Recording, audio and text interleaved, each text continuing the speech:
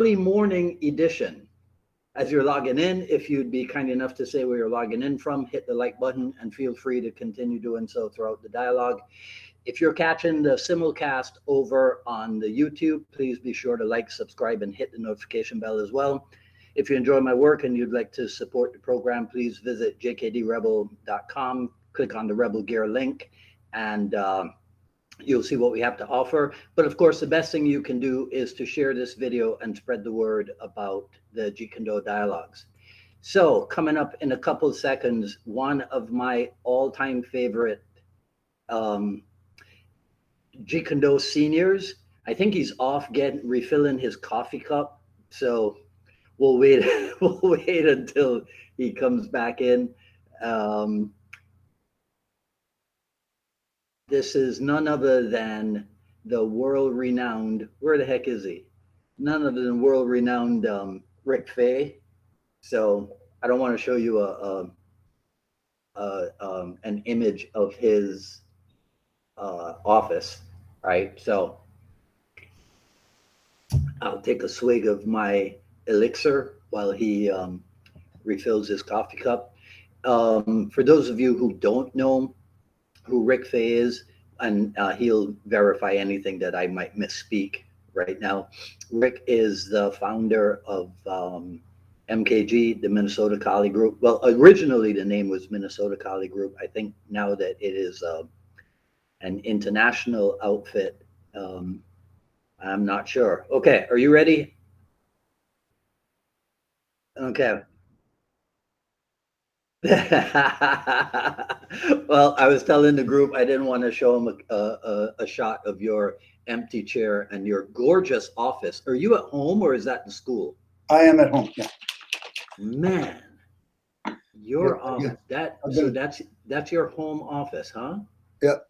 It's that was gorgeous. my lovely wife. She wanted a nice space for me here, and yeah, there we go. And then I mess it up and I try to clean, and there we go. So, anyways. Oh man. Well, if I ever get tired of Miami, can I move into your office? You are always welcome here. Some of my most fun times when you showed up in Minneapolis, that's for sure. Okay. Hey, did you happen to see there's a feed going out there on Facebook of all the old T-shirts? Yes. Oh, wow. Yes. Talk about a walk through memory lane. I know. See, and I can't put my hands on any of my MKG stuff, but yep. I was trying to contribute to that because I know I have something. I'll tell you what I know I definitely have is Minnesota style sweat shirt. Okay. So you won't remember this. I think this was the last time that I was in Minnesota for the instructors conference. It was probably right. Yeah, you're in Duluth. Yep. Yes, right. And so we're going out at night, and I have my regular sweatshirt. And Rick says to me, folks, he goes, Dwight, no, you can't wear that. You'll freeze. And gives me right. a minute. But not too far from the truth, right?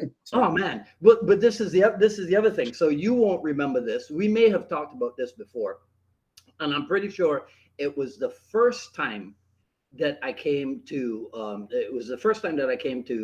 Minnesota. And you and I went out to breakfast, and I swear to you, this is how I remember it. I order cereal, and the waitress gives me 2 of the Kellogg, the little Kellogg Raisin Bran stuff. Sure. And I'm thinking, but I only ordered 1. And I swear you said to me, no, Dwight, this is Minnesota. This is how we feed you. Well, that's probably not far from the truth. Right? And I thought, man, no wonder, right? So anyhow, how you doing, my favorite Minnesotan Viking? I'll tell you, I live a blessed life, Dwight. I live a blessed life. I hear you.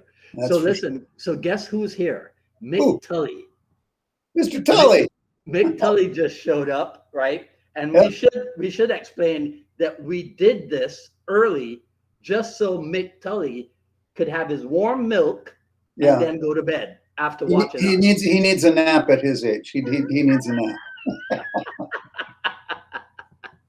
Now, Mick is one, I'll tell you, Mick as an ambassador to this art and our thing that we do is wonderful. I mean, he's talked more people into this art and into training with the things we do than just about anybody I can think of. I mean, this guy will strike up a conversation at a gas station. And the next thing you know, the student has signed up. I've watched that actual thing, by the way, at a gas station and or petrol station, as they say. And Mick is a wonderful representative for what we do. And put him out front, let him talk. It's his strength. Well, hey, let me tell you, right? So what have you done so far this morning? Well, now you got to remember, those words were never good in my house because it was usually my dad going, "What have you done?" Shortly to be followed by a whoop. No, I'm just kidding. What have I done so far this morning? I did a little bit of Carenza. I'm fascinated with playing with some 8-count half-beat variables because I like that sort of weird, geeky shit. And then I rode the bike for half hour, did 50 push-ups and 50 sit-ups, and met you. So, okay. There you go. That's All about right. it. I actually have the most important part of my morning, every morning, is a spiritual practice that I have, and I don't know if that's for sharing on here, but I don't miss that. So I won't, that wherever I am, no matter what I'm doing, that's first. So nice. Well, all I've done is FaceTime with a girl I'm trying to make into a girlfriend. Well, I'm going with your plan. What am I doing wrong? Although you are known for showing up with, very, very nice young ladies. Yeah. Well, I shouldn't say ladies. I think I've met one or maybe two early. You had a long-time girlfriend, and then there was one earlier. But anyways, I don't remember. Whatever. You and I get going, and everybody else ceases to exist. Yeah, it's hard to keep up. Mm-hmm. So okay, but the reason why I was able to do that this morning is because my preparations for you were done. Right? You have more than I do. I got a call from Dwight Woods. He said, "Are you ready?" That's what I got. Right?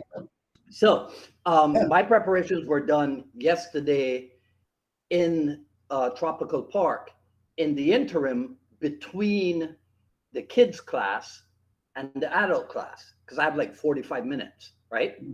So I swear to you, if I could get it up. All right. Now you know what my vision looks like all the time. What I see most of the time. Okay, so here's what it says.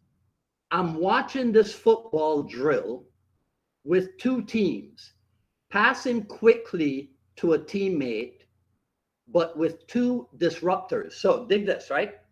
So we got one team in blue shirts and the other one in pink shirts. It was girls, what I call football, what you call soccer, probably, right? Okay, so I'm like a distance away from them, but it looks to me like this is what they're doing. You get the ball, you have to pass the ball within 2 seconds. The other team, right? The other team, of course, is trying to intercept, but there are also two other people who are trying to disrupt what the two teams are doing. Does that make sense? Yeah, interesting. Okay. Yeah. So I'm looking at that and I'm thinking, when I describe this to Rick Faye, he has either created a drill that is similar to this, or based on my description, he can come up with a drill. You're on the spot. Go. Yes. Well, we already do it. Do you know the drill? You know the drill with you have three people. We're doing double stick, basic double stick, and you've got the one person in the middle, and you rotate so that you keep one in between you and the other one. So there's two ways to look at a disruptor, right? And so one is just shielding that person who's trying to intercept your pass, but then one is to create like a pick. You know what a pick is in basketball? You know, so you get the other person to run into the interceptor. They do this in the NFL actually, because they're changing it a bit now, but there's a referee in the middle, right in the middle of the defense. And one of the strategies for receivers is to run run their cover person into the referee. And just for the record here, I'm quite comfortable with the word football being used for soccer when it's a girls' game.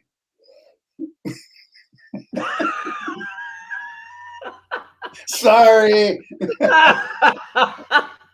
Sorry, I apologize. We have foreign people here, British people, so I apologize to them for that. Yeah, well, okay. There is an incredibly funny.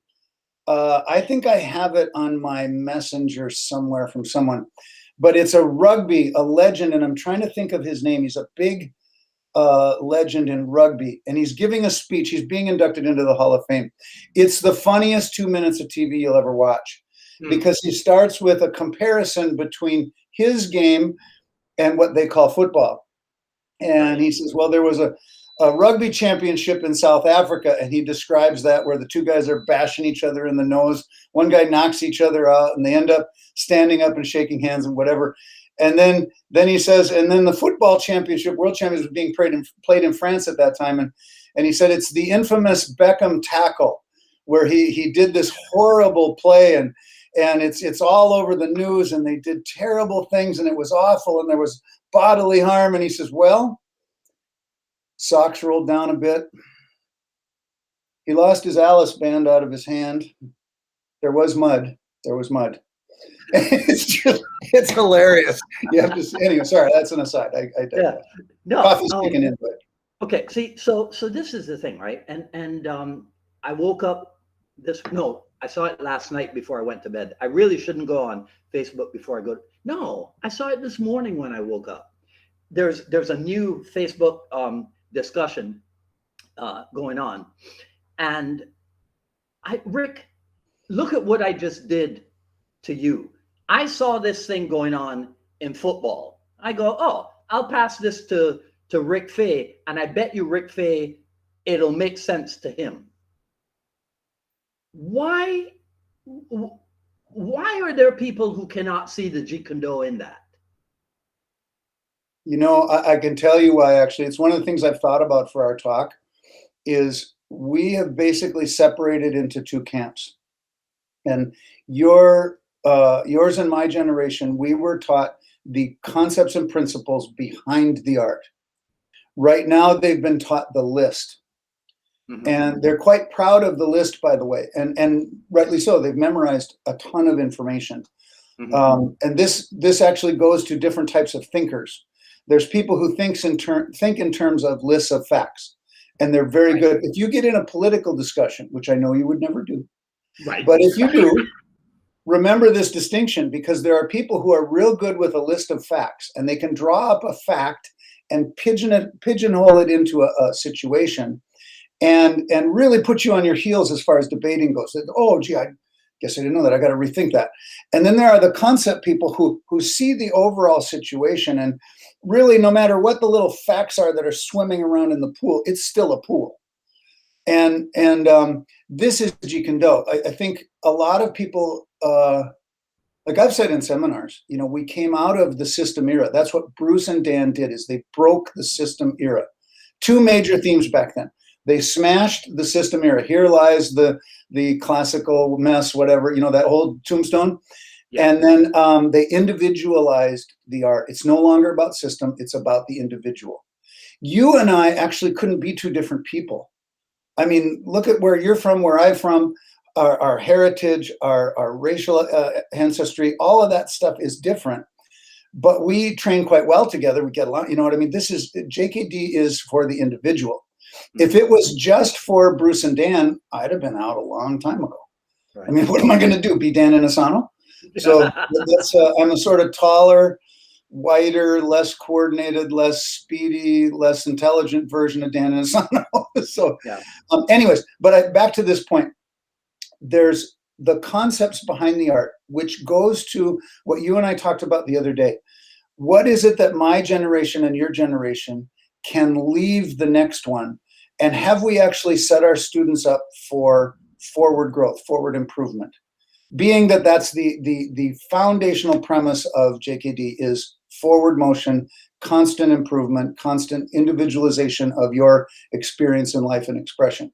So that whole thing, it brings us to loggerheads with a lot of people because, well, you didn't know, you were talking about single angulated attack, single direct attack, single simple attack.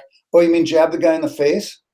I mean, should we just break this down? And it's one of the reasons why I truly value, Guru Asano years ago told both of us, observe the competitive arts, learn from them, but don't get trapped there.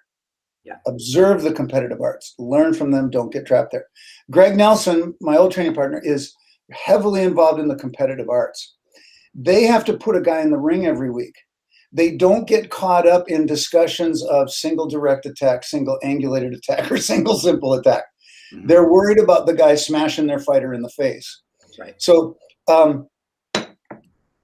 conceptually, here's my view of this. We have to go back and give huge credos to the founders of this thing. And they did smash open eons of tradition. I mean, how many centuries of it's about the system, it's about the system, it's about the system. You know, you're a Shotokan guy, I'm a Wing Chun guy. If we fight, whoever wins, that means Shotokan is better or Wing Chun is better. Right. And they said, wait a minute, that's not what it means. It means Dwight is better. Mm-hmm. That's what it means. And then I contend, and again, we won't be political here, maybe, but I contend that could only have happened in America, because America is about that. It's about the individual and individual opportunity. We're losing it now, but at that time it was very strong. So I believe this divide in the JKD community is as simple as you've got the fact memorizers and the people who will dwell there, and then you've got, well, I'm sure you've had it too. We used to get insulted. Oh, he's a concepts guy. Well, yeah, I don't see Bruce Lee here, so I'm pretty much stuck with that. Yeah, and I think that the basic idea, right? So give me your comment on this. The basic idea coming from the other camp, let's call it, is that Inosanto added styles to Jeet Kune. And so one of the famous examples, or that they use as evidence of this, is I think it's video, and it might also have been an article at some point, but it's Inosanto with Simo Paula in at the Kung Fu school in Australia, Walt Missingham's thing. Yep. And Inosanto says, I can enter with a kick from Savat, then I can jab from boxing, I can trap from Wing Chun, and I can finish in the Jiu-Jitsu arm lock. Welcome to the JKD blend, right? So the argument is that term, the JKD blend, means JKD is a blend of different martial arts or different martial arts styles. So I tried to explain to the individual, no, Inosanto is in Australia with Larry Hartzell, because Larry has a sequence done in the same place. So they were down there in Australia at the same time. And it might have been right around the time that Larry had put out the Enter into Trap into Grappling book. It was, yeah. Right? So I tried to explain to the individual, all right, so all Inosanto is doing is showing something that's related to the fact that Larry is there with him. Larry's just done the book on Enter into Trap into Grappling. And so he's showing an Enter into Trap into Grappling sequence. He's not saying this is Jeet Kune. And he might have come up with the term Jeet Kune blend at the moment. Yes, well, that's exactly right. In the moment, because he lives there. Yeah.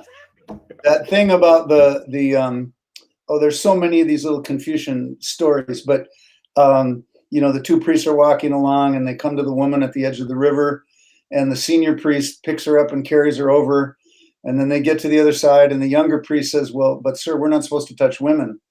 And he says, well, I put her down 100 yards ago, you're still carrying her. So it's anyways, there's all these stories like that, and I believe Guru embodies a number of things, but the philosophies that he and Bruce Lee devised or came up with or discovered, however you want to say it, he's the embodiment of that. So when you say in the moment, literally, I mean, you've demoed with him. If you change your energy, the technique list just got longer. People don't understand this. How many times have they said, okay, show me the Karasok series? Okay, what do you mean? I'll never forget. I was at this thing, I think it was in Houston, and he showed a 34 lock Bersalot thing. He's going thing to thing, and I'm not here to question Dan Inosanto. I don't know if it was all Bersalot or if he was filling in some gap. I have no idea. Right. But the funny part was when he stopped, he says, "Is there any questions?" And the guy in the back goes, "What's number 35?" Oh my God! Yeah. Talk about swing and a miss. Yeah. Yeah. Well, anyways, yeah. I'll let you carry on here. No. But see, so okay, so I was asked by two individuals to get an answer from you. Mark Stewart wanted you to. I guess he heard you talk about this in an interview previously. Something about the difference between training Shudo in the USA versus training Shudo in Japan. Oh, yeah. Yeah. So, he asked me to make sure that I included that. It's interesting. Today is actually Takashi's birthday. I've just been wishing him happy. I know. I wrote something on his timeline. He is definitely one of my best friends, but he wonderful guy. So Takashi was nice enough to take me to the Tiger Gym because I've asked him to do a number of things, and I've gotten to meet the heads of the Aikido systems. I did Sombrata on the spot where Musashi had his fights. And I've done a number of things in Japan that I really, really treasure. So going to the Tiger Gym was one of them. I'm like, this is a legendary place, right? So I walk in, I had my wife with me then, and I'm in jeans with cowboy boots, right? I walked in, and it used to be a thing. I figured I'd show up in jeans and cowboy boots, right? They expect that. But so I walk in, and I sit down in the chairs, and Sayama's there, and he starts rapping and warming up. He's doing all these drills. I'm watching, and the guys are training. And what I observed there was they trained very hard. They were hard on each other. They were doing Achilles lock competitions and, repping things out. And they were really training hard. What I didn't see were series of combinations that were sewn together in perfect cohesion, 1 through 34 or 1 through whatever, there wasn't anything like that. And the funny part about this is at the end of my time sitting there, Sayama came over and he avoided me. He leaned over and he talked to Takashi, and they went, and Takashi's going like this. And I don't know what's going on. And Takashi leans over and he says, he thinks you're here to challenge him. And I said, No. This is a tough guy. I mean, this is Sayama. He is amazing. This is the Tiger, right? Sayama the Tiger. Yeah. So then it was tiger. Okay. Then he came over and shook hands and was a nice guy. And that was my only brush with the Tiger Gym. But what I saw when I came back was, I think because, this is my speculation, because of Yuri's close ties with Dan and Paula, I don't want to. So the art comes to America and lands in the Inosanto Academy. And all of a sudden there's 10 Shuto combinations with locks that cohesively flow from one to the other, that look an awful lot like Kali. and I'm like, I wonder how this happened. Right. So that's my take on that whole thing. But talent, my gosh, when you watch Yuri, all those guys seemed like they were that talented. I mean, Yuri's a phenomenal talent. And I looked around that room and I thought, wow, this is a real hotbed of Shuto talent. What they had there was everything that the MMA gyms are now. So. Right. Yeah. But and so wait, you've never been to LA, right? Is that the rumor? Okay. No, I have. Yeah. I used to spend 2-3 months there in the summers early on. We were lucky enough to have a lifestyle. My dear father, hired me. I was a sporting goods salesman, quote unquote. And, it allowed me a lot of free time, a little income and a lot of free time. And then my wife at that time was still in her understanding period. And we would go out to LA and, there were camps. There was Irvine Camp, or we would stay up in Long Beach by Vunak and then go back and forth between his place. And so I spent some time out there. It's just not me. I don't fit out there. I really don't, either in the academy or in LA in general. I just don't fit. Yeah. So. Yeah. Well, yeah, I've got a group of about 5 people going over to see Cass next month. Oh, good. Yeah. Right. And so I'm trying to warn them that California is not what it used to be at all. You know, right? So we'll see when they get back. So I used to do some bodyguarding for the Oak Ridge Boys. It's a band, you won't know them. And they have a song, All the Gold in California, but the refrain is California is a brand new game. And it is a brand new, it's just different. That's yeah. No, I've heard of the Oak Ridge Boys. I might not have anything on my playlist, but I'll send you some. You know, I'll tell you, they were great. I enjoyed that because when I did the rock and roll shows and that kind of thing, it was mayhem. But you do the country shows, and they would go back to the bus, get them up there, and they've maybe got a 6-pack of beer in the fridge, and they're calling home. They're talking to their families.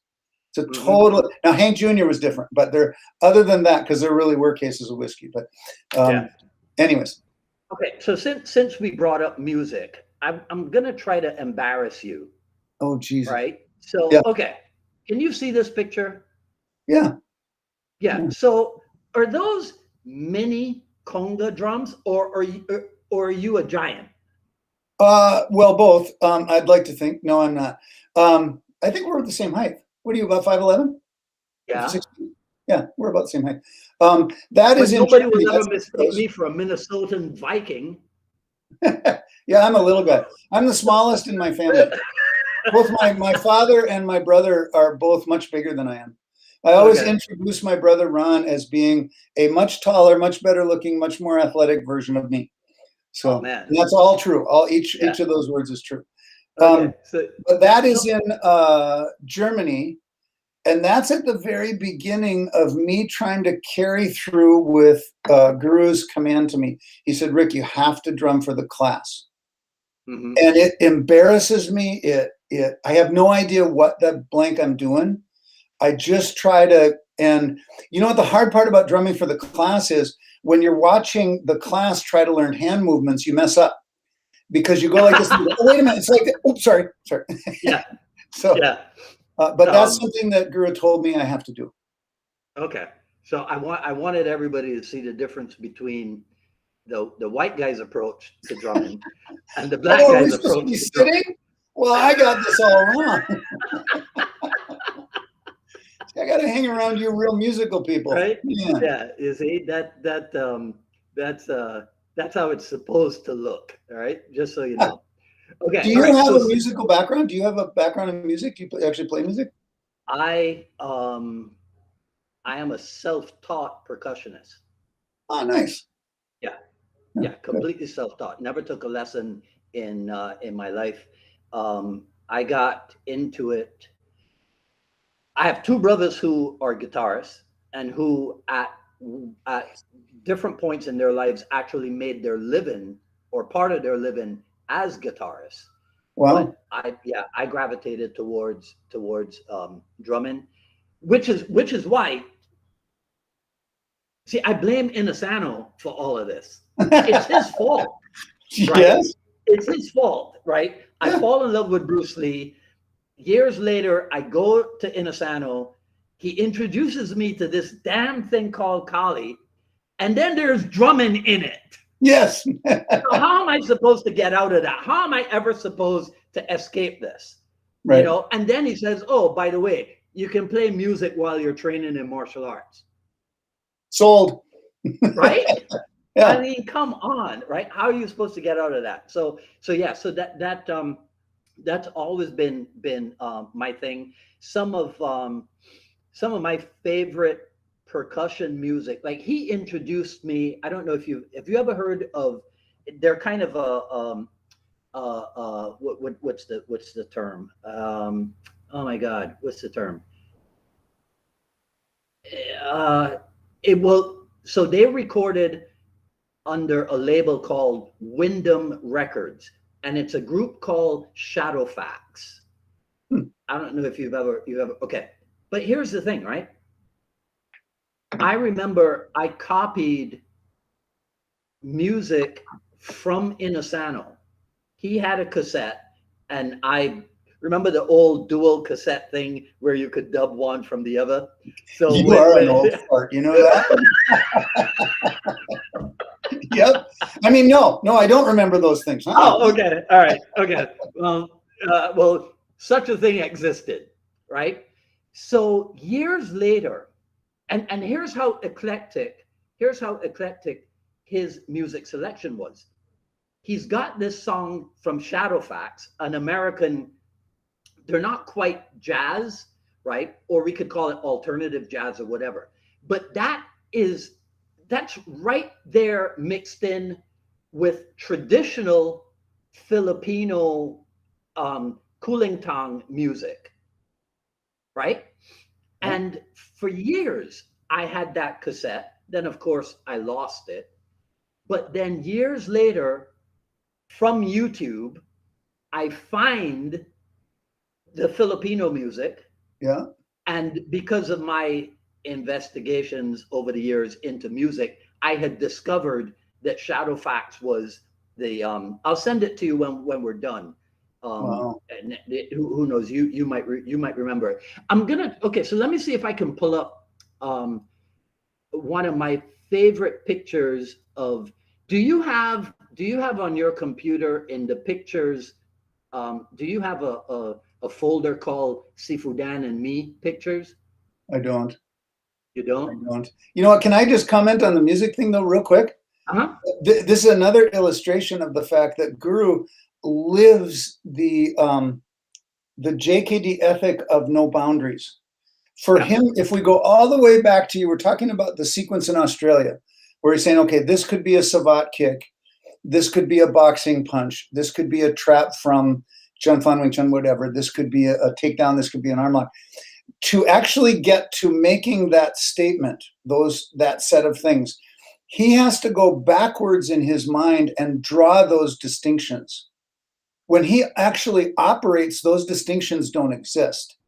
He just flows through that sequence in and out without having to switch gears each time he changes arts. There's no changing gears. There's no, it is truly dissolved inside. He's the empty circle. Exactly. Exactly. It's the epitome of having absorbed. Yeah. Yeah. And that's his music. So he'll go from, like you said, he had African drums, he had Filipino drums. When he puts in Thai music, it drives me crazy. But and then all of a sudden he's playing a country song because he knows I like country. So and I remember one time he came and he goes, you know, Rick, you really play the country at the seminar. Well, yeah, they like it, don't they? Yeah. But what I was trying to get to is a more philosophical kind of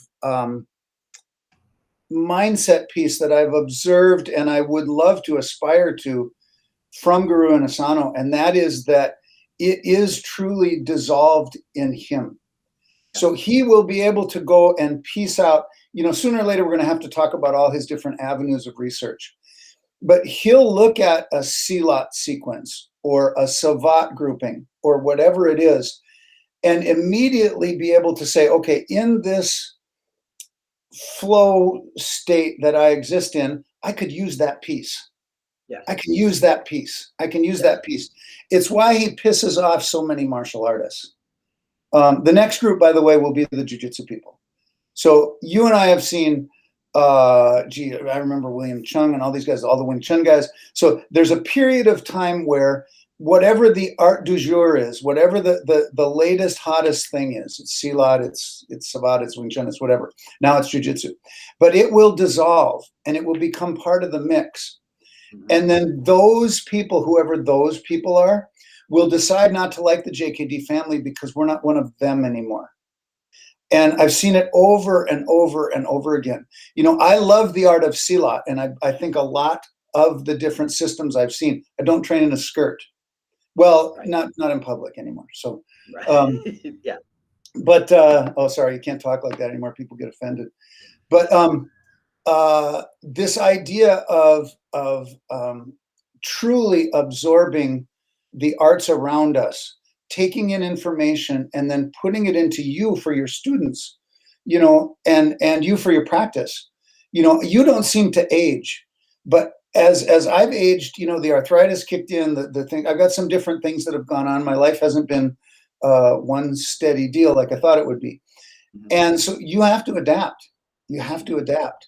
And whether it's simply training from a chair, I have a joke, but it's true. I have a bathroom workout for the airplane, and spent some time on airplanes. So have you. You used to work for an airline.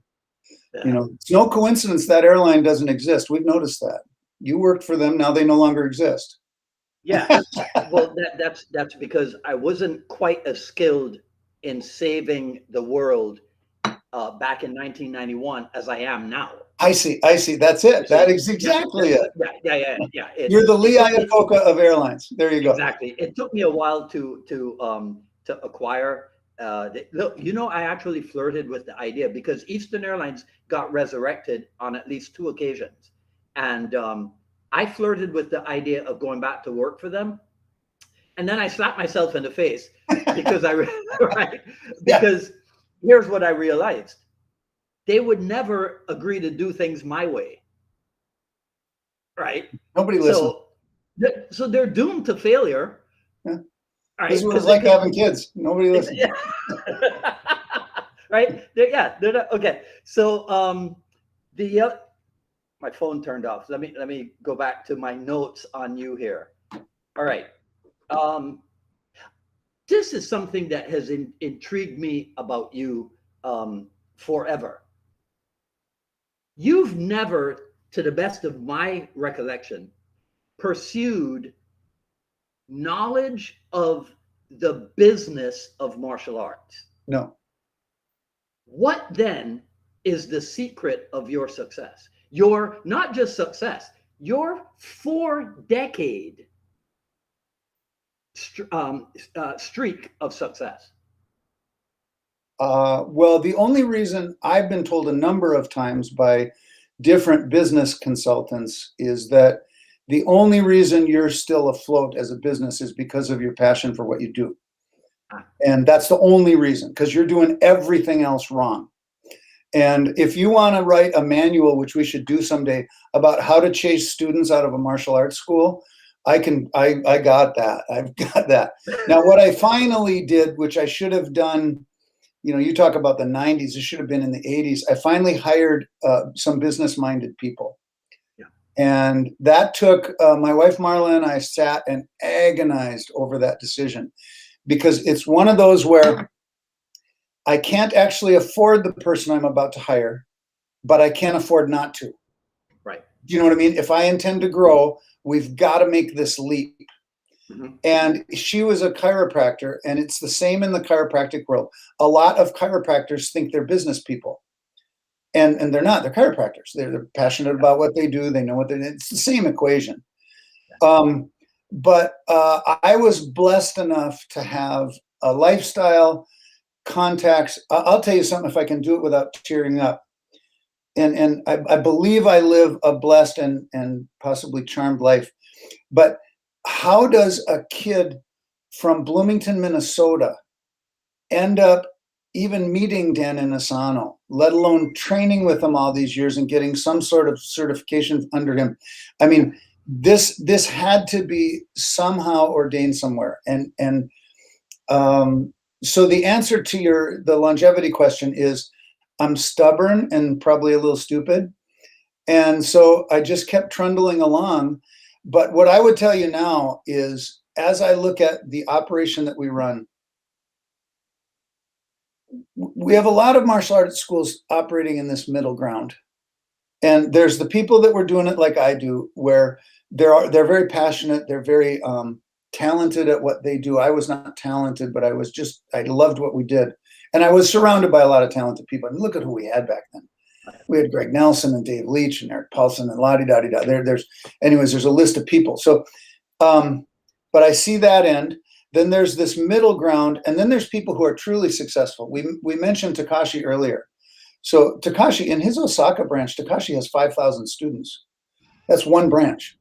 So this middle ground of people who have sort of 200 to 300 students, they're right in that middle. And they're the ones, by the way, giving everybody business advice. It's great. It's a decent living. It's good. And I applaud them for it. But making that next break is really where we all need help. If we're going to make that next breakthrough, we need help. So, and that will probably go to, I suspect we'll talk in the end about how to formulate a curriculum and what part of this art do we actually teach on a Monday or Tuesday night. You know, what is it that we're actually up to? But no, I think my faith is a big part of it.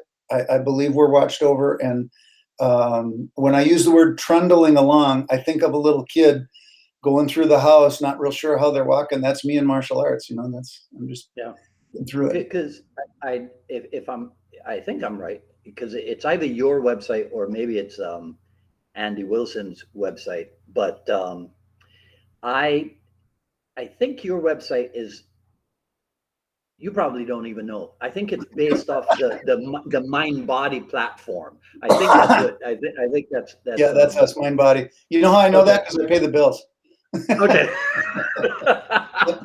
Right. So I noticed that. So I go, oh, okay, all right. So Rick's finally got somebody running the show, so to speak. Yeah. Right.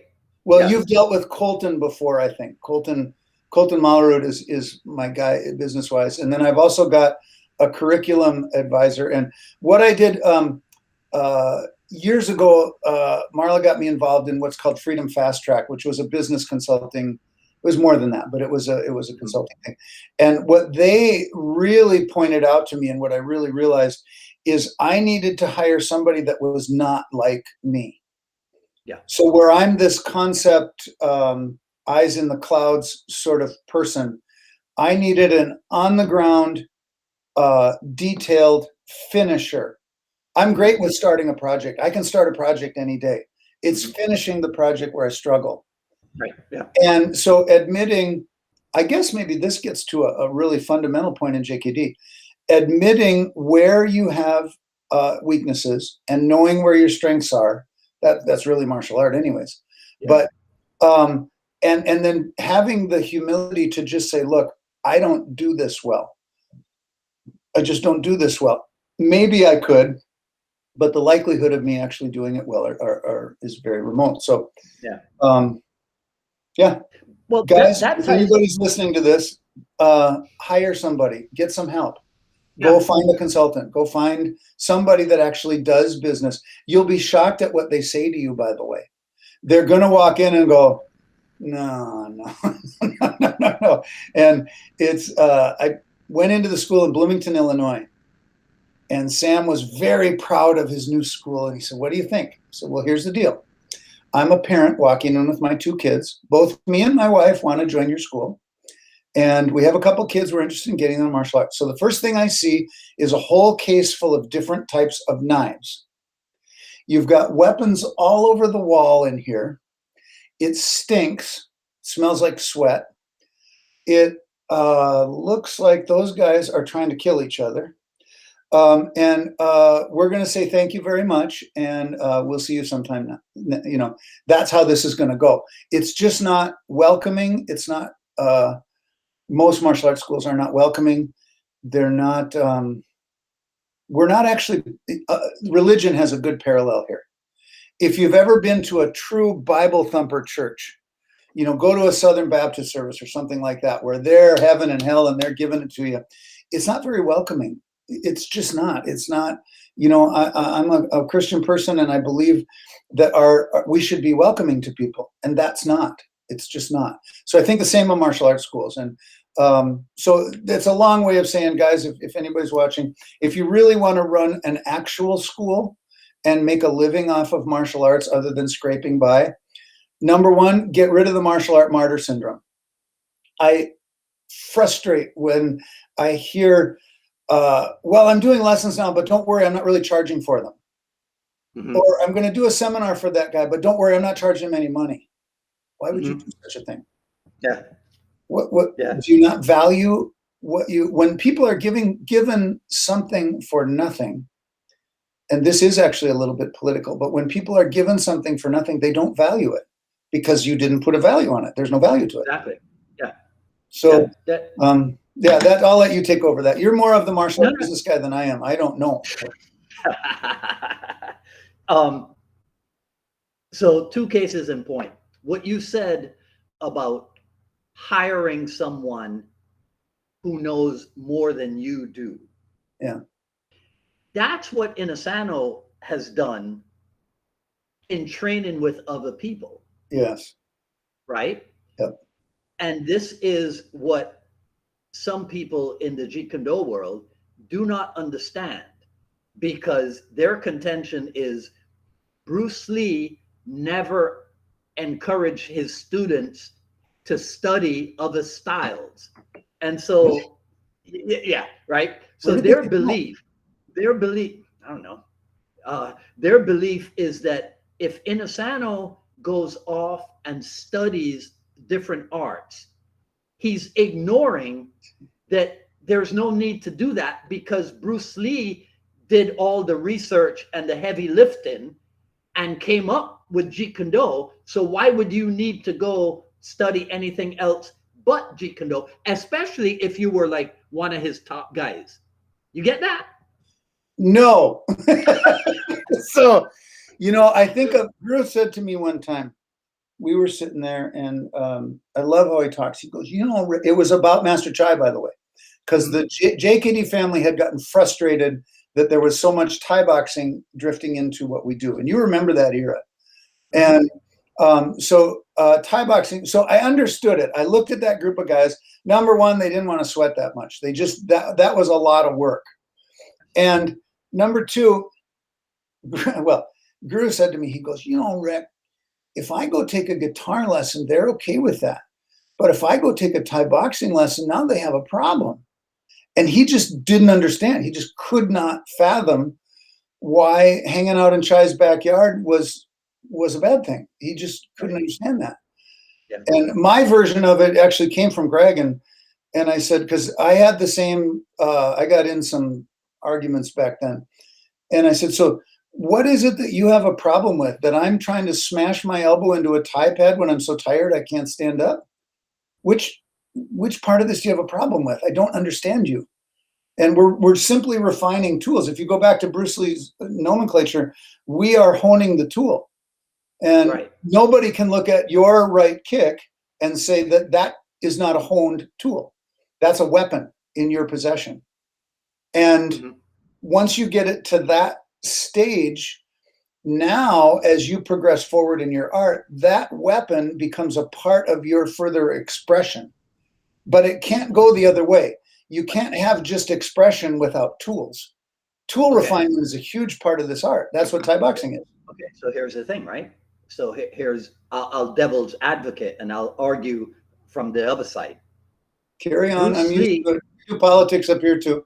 All right. Bruce Lee focused on tool development, not the study of other arts. Bruce Lee focused on the study of kinesiology, the study of mechanics, the study of dynamics, the study of physiology, not the study of other arts.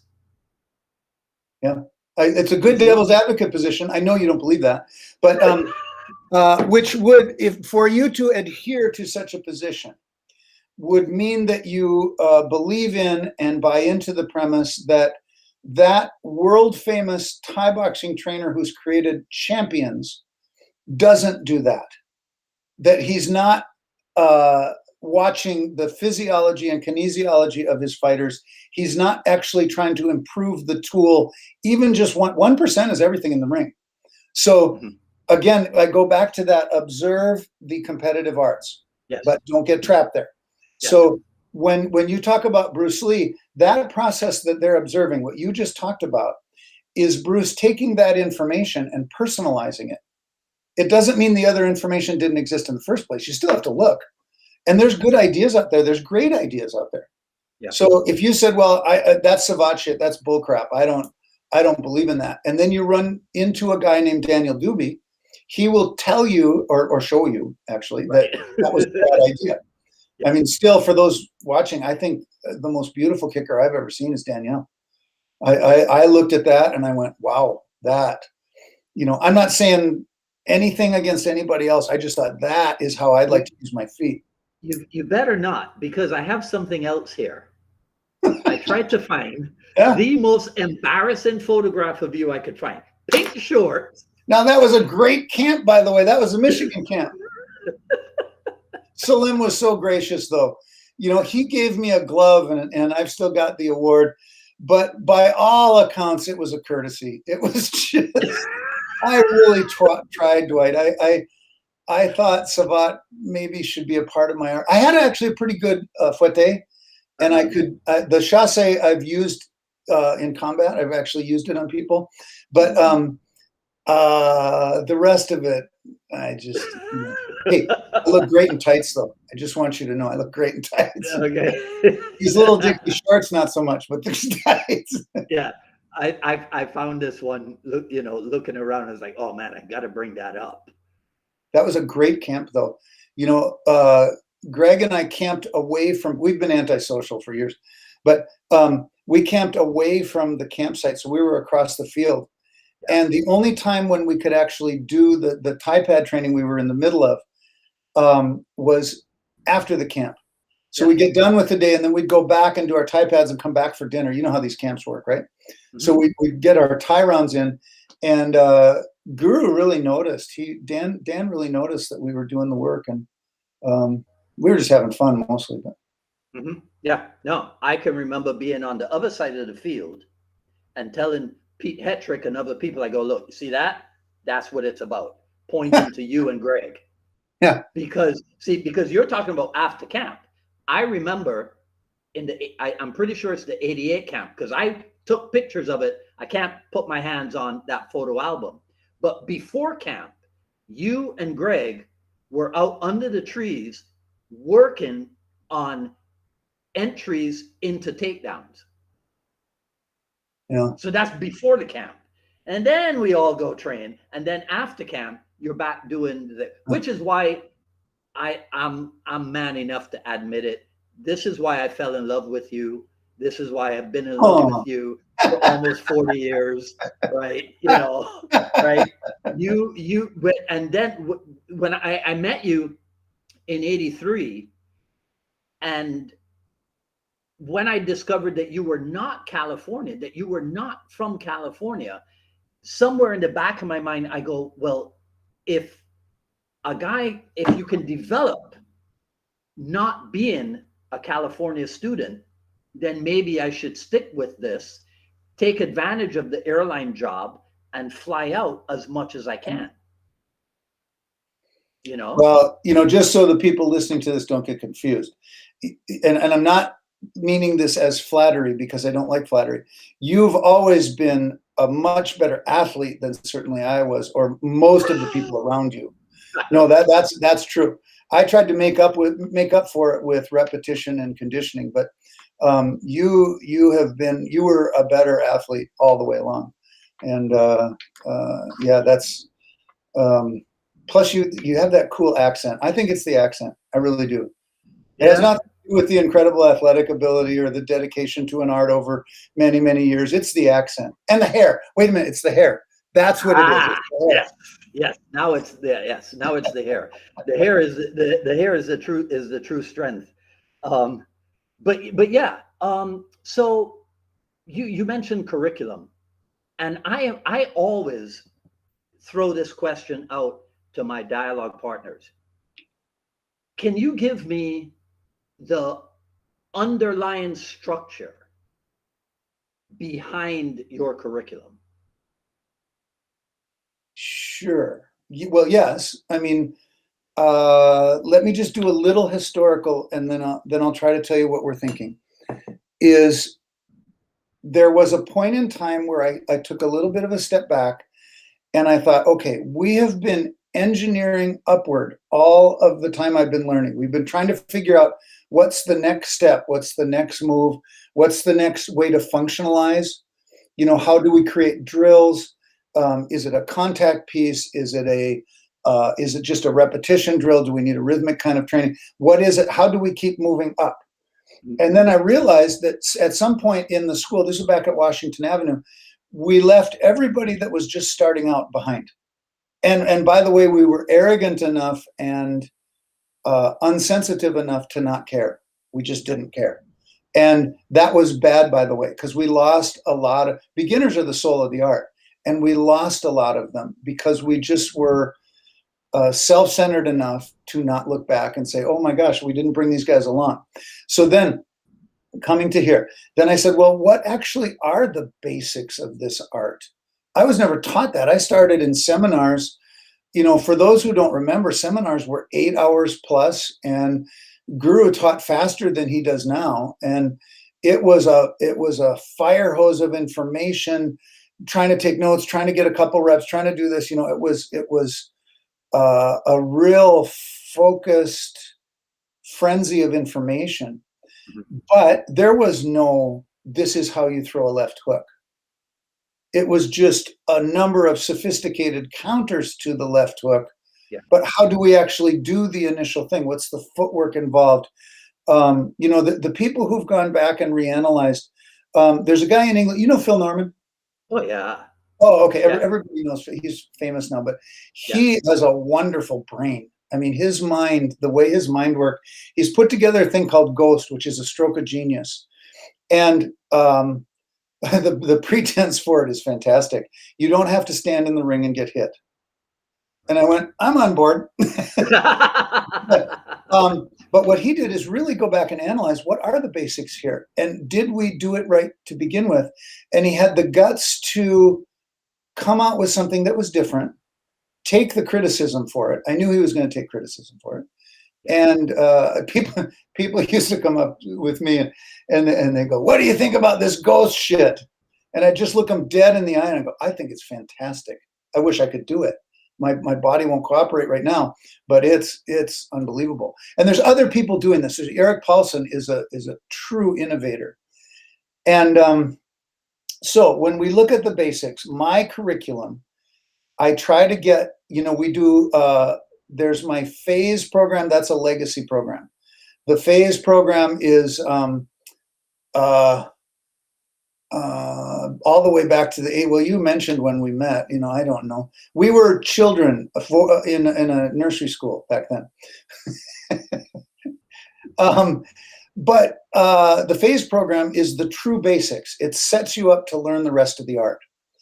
I just had to give this lecture, actually. We got a Thai boxing guy that came in, and he wanted to do Muay Thai at the Minnesota College Group. And I said, great, I love that. And let me explain to you our Thai boxing program. Our Thai boxing program is designed to set you up to learn the rest of the art. It's not designed to put you in the ring next week against a specific opponent. That's a different type of training. So he was a little disappointed. He was one of these guys, you know, he went over to Thailand for a week or two. He's a Thai boxing tourist. You see these guys, right? Yeah. And so they know everything, and that's fine. He was very proud of what he had done, and he's a good athlete. He's good, but I just tried to say, look, it's not exactly what we're up to here. We're trying to set up a student coming through so they can learn. You know, when you get to where Guru Inasano is trying to show Panantukan at a high level, you've got to have a background. I mean, you're looking at, you know, I'm involved with the NFL. And when these analysts go into why one linebacker is taking a step this way, why the other linebacker is taking a step this way, most people are watching the receiver celebrate in the end zone. They have no idea what actually happened before that. And I think martial art is a lot like that. And we need, so let me make one other point that I wanted to make before I lose it. We have, as the JKD family, we have focused on physical talent. Yes. So, and I think of the different areas that I've been lucky enough to go to. And we have some phenomenal physical talent in the JKD family. You're one of them. And I remember during the nucleus fiasco, and sorry, I shouldn't say it like that, during the split, right? And I had a chance to go over and stay. I used to stay with a guy named Rick Young, who is one of the true physical specimens in JKD. He is, I have more respect for that guy than I can tell you. And he was upset. He was upset. And I did have a chance to talk to one of the people, and we better not use names on this, but, and I said, you guys should tread lightly here, because you're insulting Guru and Asano. And there's some real talent backing this guy up. And these are people who are willing to show up at your place, wherever it is, and show you this art live and in person. And I'm not that, by the way. That's not me. That's not my role. But I cautioned them, and I said, I'd step lightly here. This Fred Dagerberg said it one time. There was a Wing Chun guy. So Fred Dagerberg was so great because he's a tough guy too. And the Wing Chun guy had come in and kind of insulted the JKD family and la-di-da-di-da. And Fred goes, well, I'd like to hate the guy, but I'm looking at the line of people who are already in front of me. What's the point? So, yeah. But the end of that, what I was going to say is, what we also had, we focused on the physical talent. Everybody kept watching. Look how good that guy is. Look how good that guy is. Look how good that guy is. What we forgot, and me too, because they are amazing to watch. I mentioned Phil Norman, but there's a number of these guys. I would go around, Udo in Germany, Rolf and Ali over in Germany. These people are, in any other sport, they would have been professional athletes. Mm-hmm. And I'd watch the physical talent. What I forgot is they're also very high intellects. Yeah. And that, I look at Mr. Asano's legacy to us in three pieces. There's the physical part, these skills and drills and things we're supposed to learn and digest. Fantastic. That's great. The mental part, which is the accepting of cultures, all of that stuff, the analysis tools, all the principles he's left us, the attributes, la-di-da-di-da. And then there's a more spiritual or personal part, which is about humility and spiritual connection and all of that stuff. He's also, that last part, by the way, has been missed by a lot of people lately. But this intellectual part is out there, and we're lucky in the JKD family. Look who came out of the JKD family. The MMA is a great example.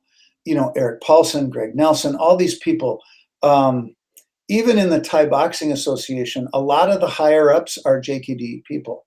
Right. And they just had a great way of analyzing the art, of looking at how do we develop students? How do I handle this guy? How do I handle that guy? We were given an art that said individualize, which is what you do when you're training a stable of fighters.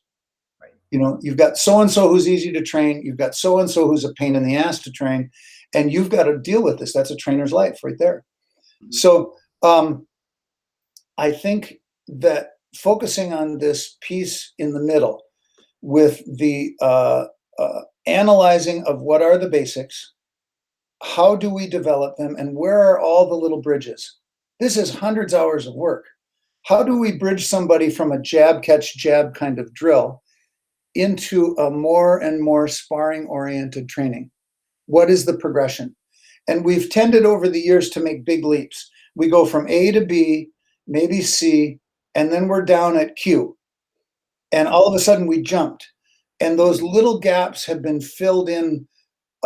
This happened in the NFL. We had the chance to train some NFL players. And the secret there is getting them to take their athletic talent and apply it to the task at hand. And that's what we're in the middle of with my curriculum. You asked about my curriculum. It's filling in those gaps. How do they get from level 1 to level 2? Does level 2 actually fit with level 3? Did 1 and 2 and 3 prepare them for 4? This is what drives me nuts.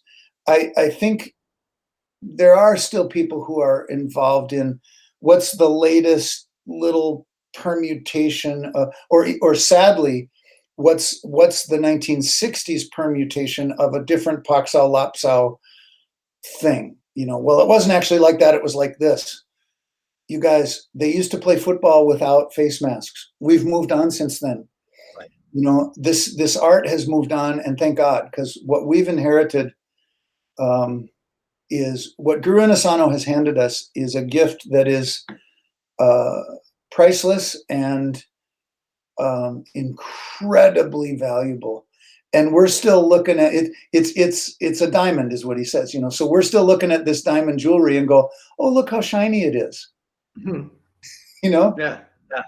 So I hope that answered the curriculum piece, but it's really about basics and how to weave basics into a more advanced look at art. Well, I did want to stick with that for a second, because when you talked about, going from level 1 to level 2, level 3, is that technique oriented or something else oriented?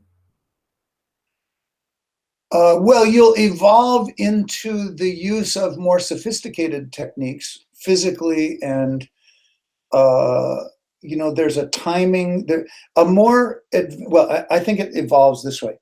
You evolve forward so that you get to use more tools. Okay, so now I'm understanding where that round kick goes, where that side kick goes, where that punch goes, etc. That was a natural evolution in JKD anyways, is you have this set of tools, and now how do we put these together? But then also there's a mental evolution. As your body gets better, then more things are available to you. Half beats is a really good example.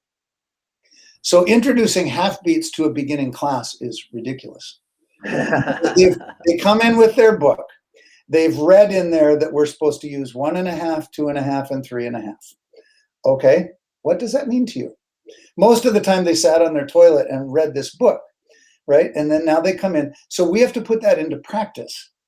And in practice, in the gym, on the day, that's evolving every day, or it should be. That's what we were trying to do, is continue to evolve. And again, to go back, it's why the competitive arts, which I'm not involved in, by the way, that's not my gig, but the competitive arts are so valuable to watch. Watch boxing and how it evolves. I'll tell you a guy to watch, this Lomachenko. Have you seen him? Yeah, he's doing things different. I mentioned what Mr. Norman was up to, and I hope someday he gets a chance to listen to this, but he took a look at this game and said, wait a minute, I don't have to play by that.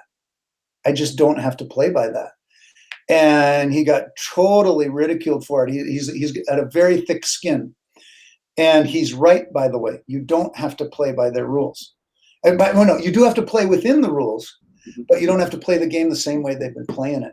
So these innovations in the competitive arena are valuable for us as we look at the art going forward.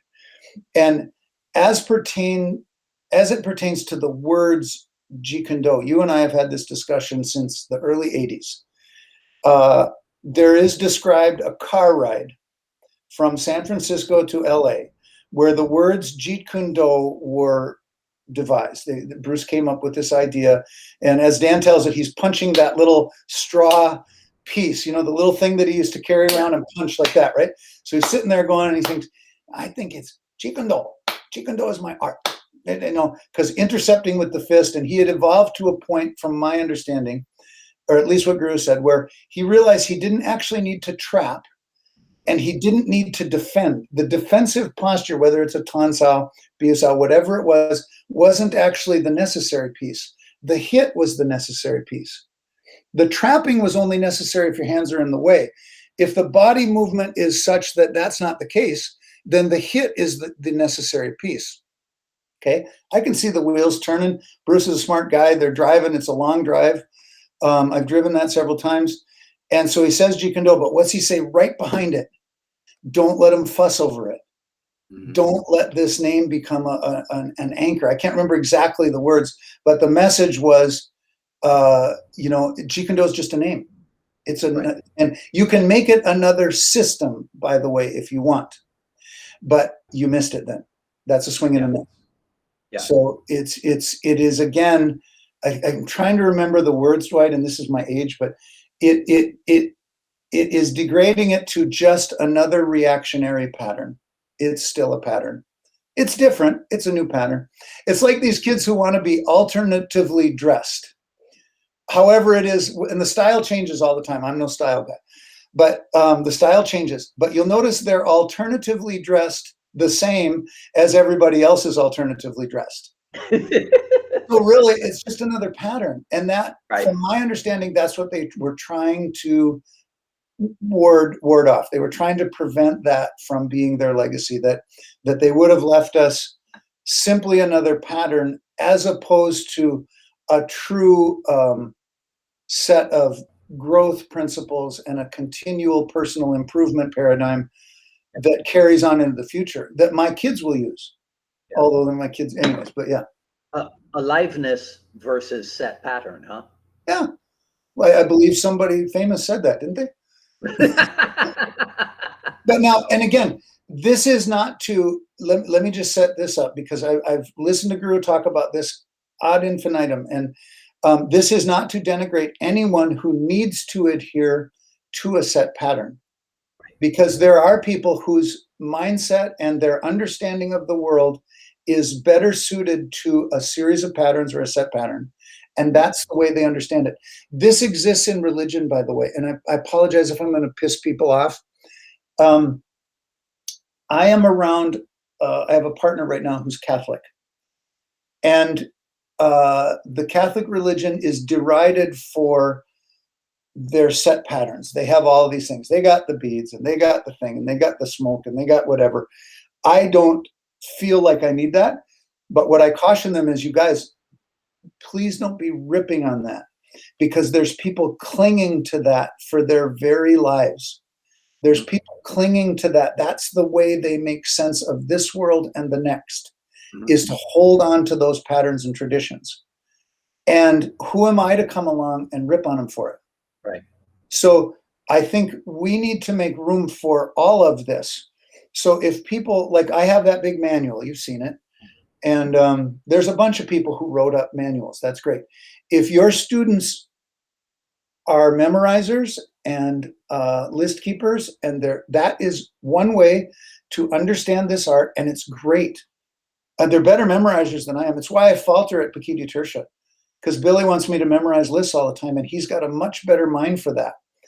Mm-hmm. We also don't want to be boxed into that mentality. JKD exists outside the list. It actually exists outside of all of this. It's the empty circle.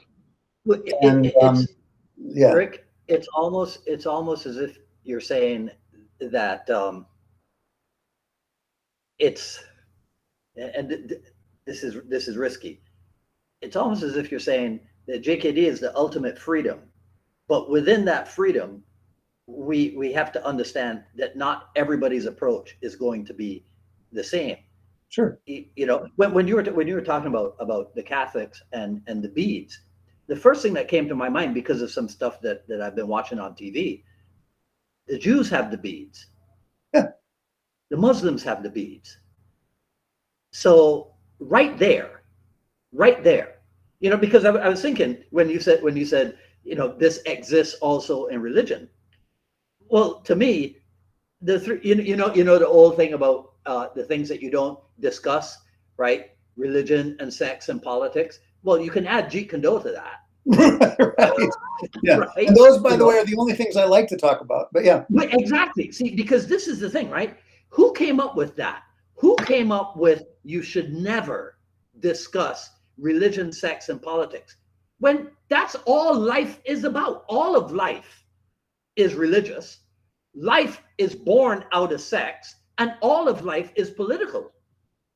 So where did people get the idea that was smart to refrain from discussing these three things?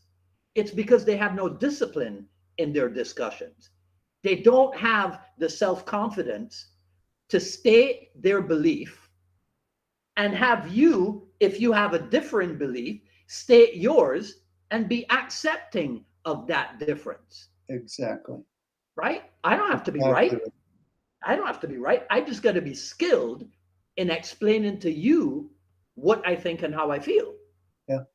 And be open to even a small percentage of change in your views. So I'm open to that sort of thing. Convince me. Right. And, this is, I'll tell you something that I did want to work in here. And it dovetails perfectly with what you just said. So we're martial artists. We deal with conflict and combat. And these are topics that are at the bottom of what we do all the time. So we tend to create that between ourselves. We tend to, as a JKD family, we tend to create these conflicts between ourselves. And I think it's actually subconscious. It's just our nature. We just create conflicts. I'm going to disagree with you just because that's what I do. And what we're being taught from Mr. Inosanto, the deeper values there, is to understand that there are, like you talked about religion, and I know it's another one of those things we're not supposed to talk about, but we're gonna. And Dan has said to me many times, he says, Rick, it's just one of the ways the Creator manifests himself on earth. And now you say that in the wrong company, you'll get a lot of pushback on that. You'll get, but that's what he said. And so I think my thing right now is the word tolerance. We are taught that, okay, we have to be tolerant. Well, first of all, my observation is the people using that word are the least tolerant people I know. Sure. But also, I don't want you to tolerate me. Okay, so what does that mean? You're tolerating me? You mean you're okay with me being in the room? I mean, that's tolerance is nothing. I want you to try to understand me and see if we can actually absorb what is useful. If we can actually say, no, that doesn't work for me. If we can research and soul search and say, okay, this is my experience, and this is the prism with which I see what you just told me, let's actually try to understand each other. That's JKD. And this concept that we're supposed to conform to a 1966 model, I understand that, and some people need that. Some people drive 1966 Mustangs. I'm a Mustang guy. I want a Mustang. Not the new one, by the way. That thing is ugly, and it's not a Mustang. So I'm sorry, it's just not. Have you seen it? The electric one? No. No. An electric Mustang? No. See, but those are not two words that you can put together. Exactly. Yeah. And by the way, it's a real challenge for me. This is JKD because this is a Mustang JKD. It outperforms any of the old Mustangs. It does like 0 to 60 in no time at all. It does. I can't remember all the stats behind it. Yeah, but no. So I guess maybe I'm becoming a traditional JKD guy, right? Yeah, you're now one of these guys who I want a 66 Mustang. Now you're being hypocritical, right? I am. But it's okay if you recognize your hypocrisy, but you do it anyways, then that makes me a politician, right? So, but you know what? I before we have to move on, I do want to say just a couple of things about the family. You know, at 64, I'm almost 64.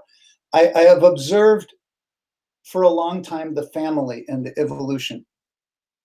I wish people got along better and would stop trying to argue. I do wish that people would stop acting like JKD is a new thing and that they're the only ones in possession of it. So people are still lecturing me about some different version of Pak Sao or some understanding of well, you don't get it. Okay, I've been at this 40 some years. Why don't you explain it to me? Because I don't get it. I wish people would get along and try to further this art. Because I'll tell you something. When Bruce Lee died, 73, he passes away. Wing Chun was uniquely suited to be the biggest martial art in the world. Who did they have as their spokesman? They've got Bruce Lee as their potential spokesman. They've got potential media sources that are out of this world, but they can't get along. You can't get two Wing Chun guys to get along. We are in danger of being that, the JKD family. And luckily, we're still under the umbrella of this great man, Dan Inosanto. So we've been held together by that. But I would hope that people can at least stop the bickering. At least stop the bickering. You know, I know this and you don't. I know that and you don't. I know this and you don't. If you've got a new twist on something, Great. Let's take a look at it. Okay, so look at the UFC. So one of the guys used a pin and hit kind of thing. And there was all over it said, well, Pak Sao's valid. Okay. When was it not? Did I miss something? And then the guy hit somebody with his shoulder, and now all of a sudden Irish fighters invented the shoulder. I wait a minute, that was in there before, right? Because I think we learned this. There was a guy named Larry Hartzell who used to hit me with his shoulder all the time. And it's not to say that the older generation knew everything or knows everything. It's just to say that these things are there as elements, and it's up to this new generation to carry forward with it. And they will, by the way. Dan's right. Sorry, Sifu Asano is right when he says, we've only gone this far because we're standing on the shoulders of giants. Well, we're standing on the shoulders of a giant. And this Inasano character, it's why I tried to caution some people. I do a little bit of Facebook. I try to stay off social media in general, but I go really quickly.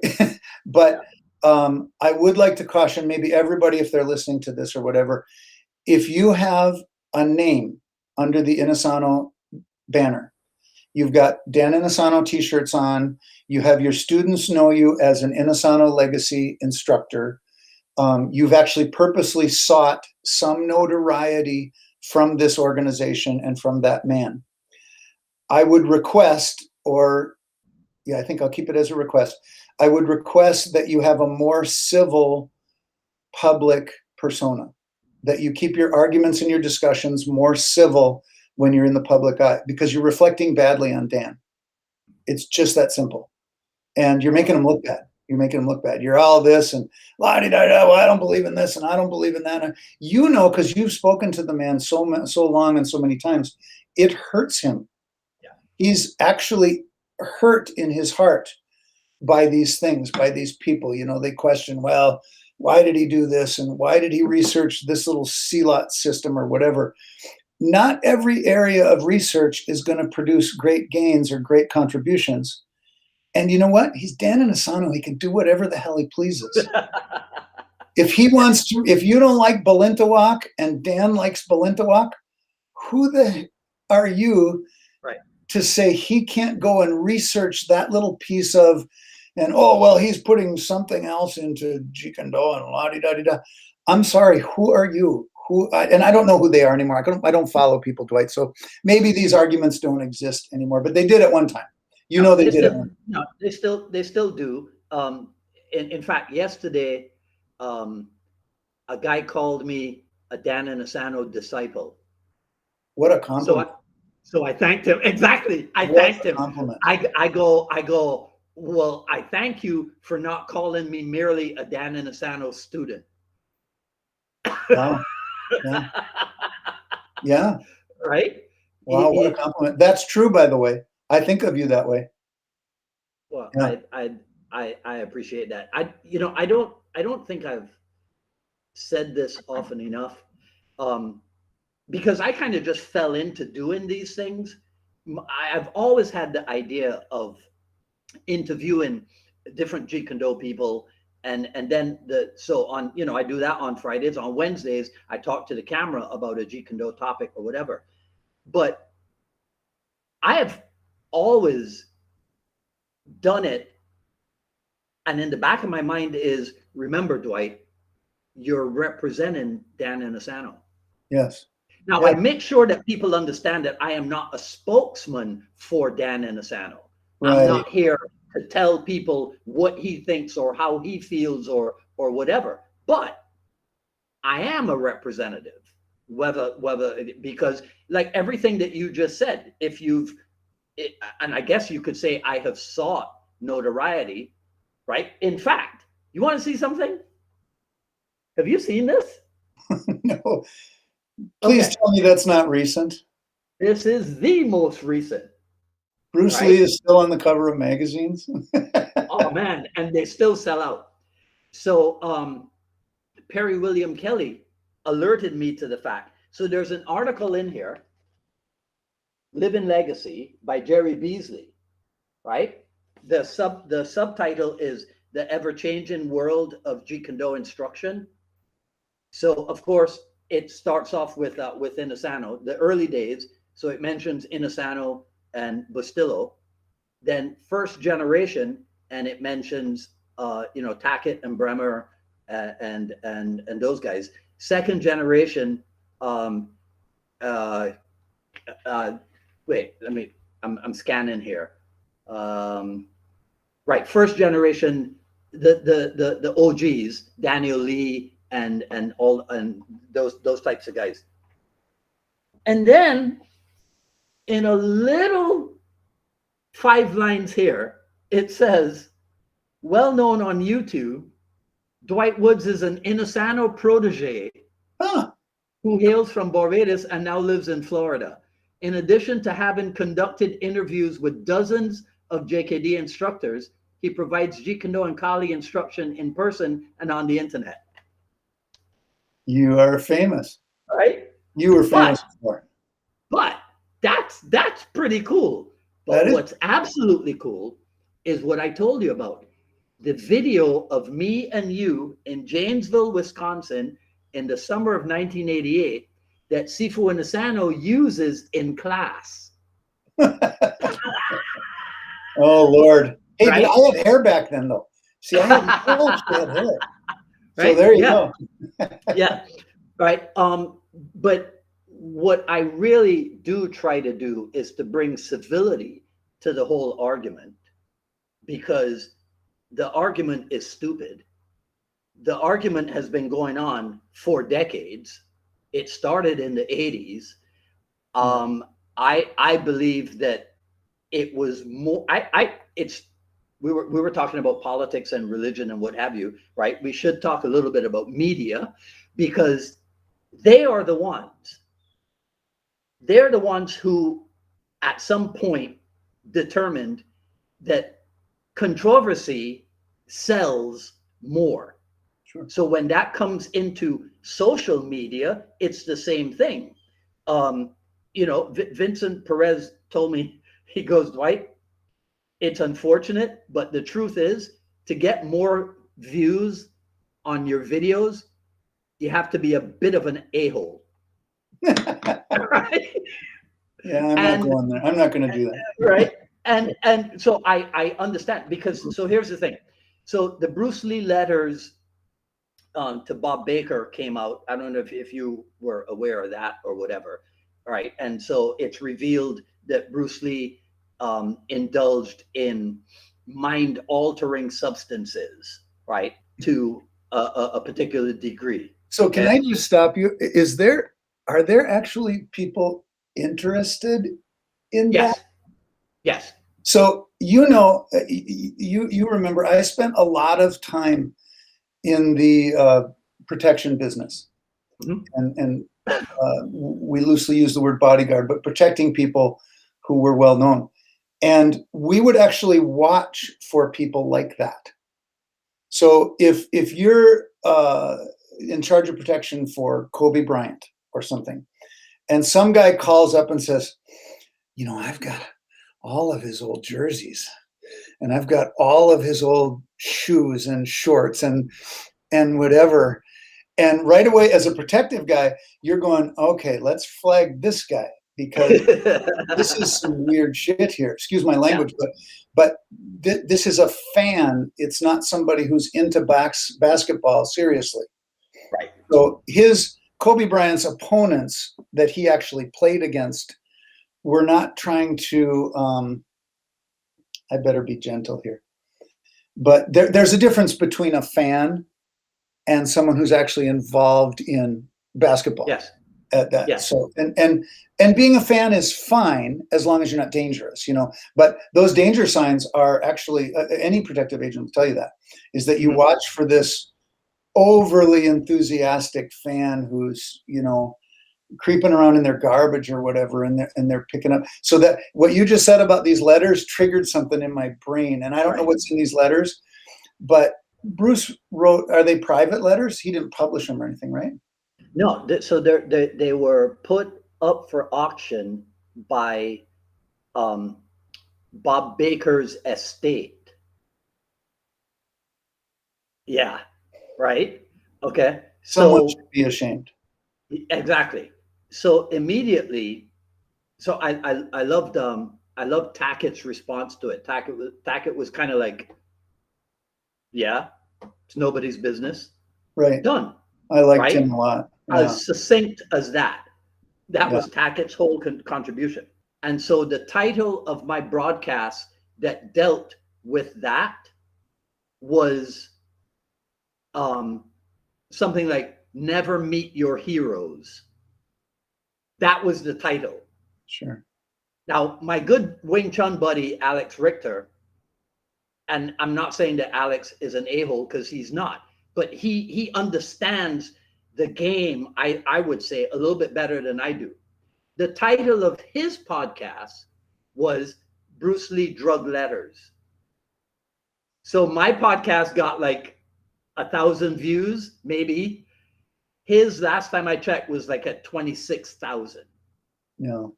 But you Right? know what, Dwight? We have been badly affected, sorely affected by the last political cycle. And we saw what you said, the media was very successful in creating fear and hate. And once you kick those things off, they're very hard to control and they don't go away very easily. Yep. So this is true anywhere you see it. Words have power. Words have Yeah. real Right. effect. Right. And I don't even know what to say. You know, be careful about getting to know your heroes. You asked about why I never, or I think you were asking about why I never lived in Los Angeles. That's why. Mhm. Dan Inosanto serves a certain place in my life, and it's a treasured, revered place in my life. I don't need to know his day-to-day habits. Everybody has day-to-day habits, and